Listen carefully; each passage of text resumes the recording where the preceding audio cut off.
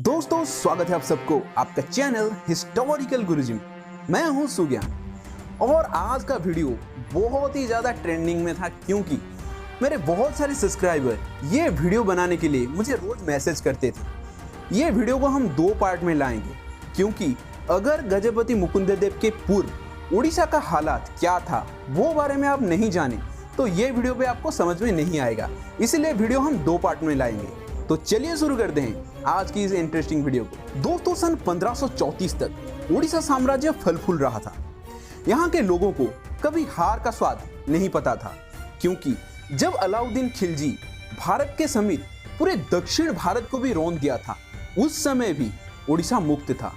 आसाम को अगर छोड़ दे तो उड़ीसा वो राज्य में आता है जो कभी भी विदेशी घुसपैठियों को अपने धरती में पलने नहीं दिया। इसका मतलब ये नहीं कि इस धरती पर आक्रमण नहीं हो रहा था, पर यहाँ के क्षेत्रीय जाति जिन्हें हम खंडायत बोलते हैं वो दुश्मनों को मुंह तोड़ जवाब देने में कोई कसर नहीं छोड़ते थे। यहाँ पर कई पराक्रमी शासकों ने शासक किया, पर अब हालात बदलने वाला था क्योंकि सूर्यवंशी गजपतियों के जो आखिरी सम्राट थे, सम्राट प्रतापरुद्रदेव राउतराय, उनके देहांत के पश्चात उड़ीसा में पावर स्ट्रगल शुरू हो गया। गजपति महाराज प्रतापरुद्रदेव, उनके जो दो बेटे थे वो नाबालग थे। उनका नाम था पुरुषोत्तम देव द्वितीय एवं रामचंद्र देव। मादला पांजी में ये लिखा गया है कि पुरुषोत्तम देव द्वितीय सिर्फ 70 महीने और रामचंद्र देव सिर्फ 3 महीने ही उड़ीसा पर शासन कर पाए थे। वे दोनों गोविंद विद्याधर के हाथों निहत हुए, जो कि गजपति महाराज प्रतापरुद्रदेव के मंत्री तथा कटक शहर के गवर्नर था। गोविंद विद्याधर सन 1534 से लेकर 1549 तक उड़ीसा की गद्दी में बैठा था, तो वो एक गद्दार, इसीलिए सन 1509 में वो गजपति महाराज प्रतापरुद्रदेव को धोखा देकर बंगाल के नवाब अलाउद्दीन हुसैन शाह के यहाँ नौकरी कर रहा था। फिर से वो अलाउद्दीन हुसैन शाह को धोखा देकर गजपति महाराज के पास लौटा। गजपति महाराज तब तक चैतन्य के संपर्क में आ चुके थे और वो इतना ज्यादा दयालु बन चुके थे कि उन्हें अपने दुश्मन के अंदर भी दोष दिखाई पड़ रहा था। शायद यही कारण रहा होगा जिस वजह से गजपति महाराज उसे अपने यहाँ शरण दिए, ना सिर्फ शरण दिए बल्कि उसे ऊंचे पोजीशन पे भी बिठाया, जो आगे चलकर उनके ही बेटे का कातिल बना। गोविंद विद्याधर था तो एक कपटी इंसान, पर वो राज्य में शांति स्थापन में कामयाब हो गया था। वो कटक की सुरक्षा के लिए मुकुंद महापात्र को अपने यहाँ नौकरी में रखा। ना सिर्फ उन्हें नौकरी में रखा, उन्हें कटर के गवर्नर तथा बारवाटी किले के दुर्गपति भी बनाया। तब गोलकोंडा के नवाब कुली कुतुब शाह उड़ीसा के दक्षिण भाग पर हमला किया। जैसे ये खबर गोविंद विद्याधर को मिला, वो तुरंत अपने सेना लेकर दक्षिण उड़ीसा के तरफ चल पड़ा।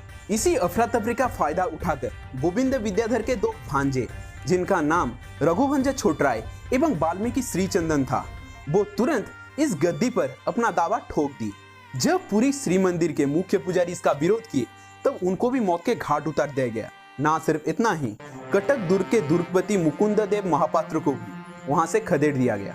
जैसे ये खबर गोविंद विद्याधर को मिला कि उनके दो भांजे उनके खिलाफ राज्य में बगावत कर चुके हैं, तो वो तुरंत गोदावरी एवं कृष्णा नदी के आसपास के जो इलाके थे वो गोलकोंडा के नवाब को सौंप कर उनके साथ संधि किए और तुरंत कटक के तरफ चल पड़े। दोस्तों गद्दार ही सही, पर गोविंद विद्याधर एक शक्तिशाली राजा थे। उनको आते देख उनके दो भांजे कटक छोड़कर बंगाल के तरफ भागने लगे। गोविंद विद्याधर उनका पीछा किए, पर जाजपुर के पास उनका तबीयत बिगड़ने लगा और सन 1549 में वो चल बसे। उनके बाद उनके बेटे चक्र प्रताप सन 1549 से लेकर सन 1557 तक उड़ीसा की गद्दी में बैठे। वो जनार्दन विद्याधर नाम के एक दक्ष प्रधानमंत्री को नियुक्त किए। उनका प्रतिभा देखकर उन्हें दक्षिण ओडिशा का गवर्नर बनाया गया।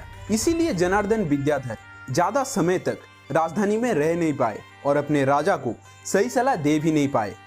चक्र प्रताप एक अत्याचारी राजा थे, जिस वजह से सन 1557 में उनके ही बेटे नरसिंह जेना उनको रास्ते से हटा दिया। सत्ता चला गया नरसिंह जेना के पास, पर जो अपने पिता के कत्ल करके इतना बड़ा साम्राज्य लिया था वो सिर्फ 1 साल तक ही यहाँ शासन कर पाया।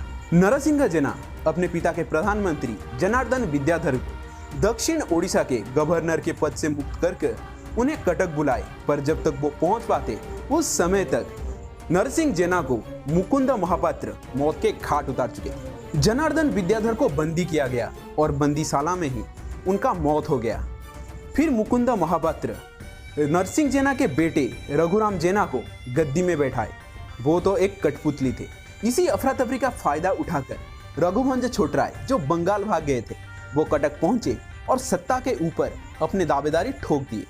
मुकुंद महापात्र ना सिर्फ उन्हें मौत के घाट उतारे अपितु रघुराम जेना को भी मौत के घाट उतार दिए। और फाइनली सन 1559 में यही मुकुंद महापात्र अपने सिंहासन ग्रहण किए और बन गए गजपति महाराज मुकुंददेव हरिचंदन। इतने सारे खून खराबा देखकर आपके मन में उनके प्रति नकारात्मक भावना पैदा हो गया हो, पर एक चीज का हमें ध्यान रखना होगा कि इतने सारे खून खराबे के बाद में भी अगर लोग उनको प्यार कर रहे थे तो इसके पीछे क्या वजह था?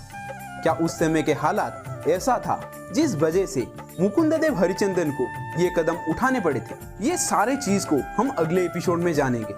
दोस्तों, यहाँ पर मैं एक बात आपसे बोलना चाहता हूँ कि हमारे इतिहास को बचाने के लिए जो ये महाभारत युद्ध मैंने छेड़ा है, क्या आप लोग मेरे सारथी बनोगे? तो मेरे चैनल को सब्सक्राइब करना, बेल आइकन दबा के ऑल पर क्लिक कर देना, तभी जब मैं नए वीडियो डालूं उसका नोटिफिकेशन सबसे पहले आप तक पहुंचे। खैर दोस्तों, चलता हूं और मिलता हूं आपसे और एक नए वीडियो के साथ। तब तक जय हिंद, जय भारत, जय जगन्नाथ।